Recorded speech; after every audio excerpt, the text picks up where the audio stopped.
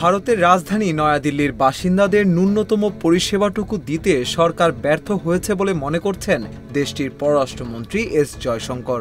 এজন্য বিদেশেও তাকে লজ্জিত হতে হয় বলে দাবি করেছেন তিনি।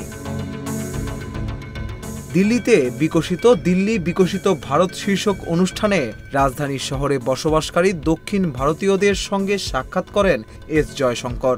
সেখানে তিনি ওই মন্তব্য করেন। হিন্দুস্তান টাইমস লিখেছে, বিধানসভা নির্বাচনের ঠিক আগে আম আদমি পার্টি পরিচালিত দিল্লি সরকারকে নিশানা করলেন জয়শঙ্কর। তাকে নাকি বিদেশের মাটিতে দাঁড়িয়ে স্বীকার করতে হয় যে ভারতের রাজধানী শহরের নাগরিকরা তাদের প্রাপ্য পরিষেবা থেকে বঞ্চিত হন। দিল্লিবাসীর কাছে জয়শঙ্করের আর্জি, এবার যেন সরকারে বদল আনার লক্ষ্যেই তারা আগামী 5 ফেব্রুয়ারি নিজেদের মত দান করেন। কারণ জয়শঙ্করের মতে গত 1 দশক ধরে দিল্লির উন্নয়ন ব্যাহত হয়েছে এবং দিল্লি পিছিয়ে পড়েছে, তাই সরকারে বদল আনা জরুরি। জয়শঙ্কর বলেন, আমি যখনই কোনো বিদেশ সফরে যাই আমি বিশ্বের কাছ থেকে একটি বিষয় লুকাই।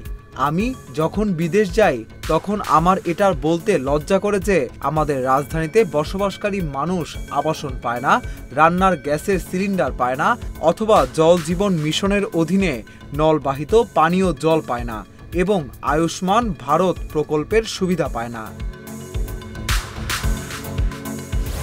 মন্ত্রী বলেন, এটা খুবই দুর্ভাগ্যজনক বিষয়। গত 10 বছরে দিল্লি পিছিয়ে পড়েছে। দিল্লির বাসিন্দাদের জল, বিদ্যুৎ, গ্যাস সিলিন্ডার, স্বাস্থ্য পরিষেবা অধিকার রক্ষা করা হচ্ছে না। এখানকার সরকার আপনাদের প্রাপ্য অধিকার দিচ্ছে না। তাই আগামী 5 ফেব্রুয়ারি অবশ্যই ভেবে দেখবেন যে এই সরকারের বদল হওয়াটা জরুরি। অন্যান্য বিজেপি নেতা ও মন্ত্রীর মতো জয়শঙ্করও এই অনুষ্ঠানে প্রধানমন্ত্রী নরেন্দ্র মোদীর প্রশংসায় পঞ্চমুখ হন। তিনি বলেন, যখন থেকে প্রধানমন্ত্রী নরেন্দ্র মোদী আসীন হয়েছেন ভারত সম্পর্কে বাকি বিশ্বের ভাবনা অনেকটা বদলে গিয়েছে।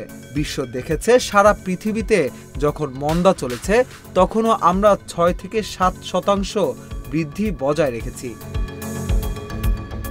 প্রসঙ্গত 70 আসন বিশিষ্ট দিল্লি বিধানসভার নির্বাচন অনুষ্ঠিত হবে আগামী 5 ফেব্রুয়ারি এবং ভোট গণনা করা হবে আগামী 8 ফেব্রুয়ারি।